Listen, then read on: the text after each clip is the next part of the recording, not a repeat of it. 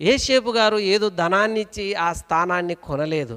ఎవరికో చెప్పి డిమాండ్ చేసో లేక ఎవరితోనో విన్నమించుకొని ఆ స్థాయికి పోలేదు.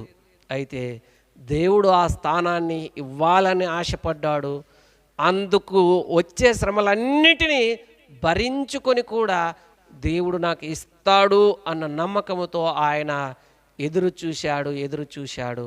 ఆయన నమ్మకాన్ని బట్టి ఫలాన్ని ఆయన అనుభవించాడు. ఉన్న పరిస్థితిని బట్టి నా జీవితం ఇంతే, నా దరిద్రం ఇంతే, నేను ఇంకా ఎదగలేను, నా పరిస్థితి ఇంతే అని నీవు ముమ్మారు నిన్ను నీవే ద్వేషించుకొని హింసించుకుంటే ఏమీ లాభం లేదు. అందుకని ప్రయత్నించు మరొకసారి. నీ ప్రయత్నాలలో కొన్నిసార్లు విఫలము కావచ్చు, అయితే ఏదో ఒక రోజు సక్సెస్ నీ వెంట వస్తుంది.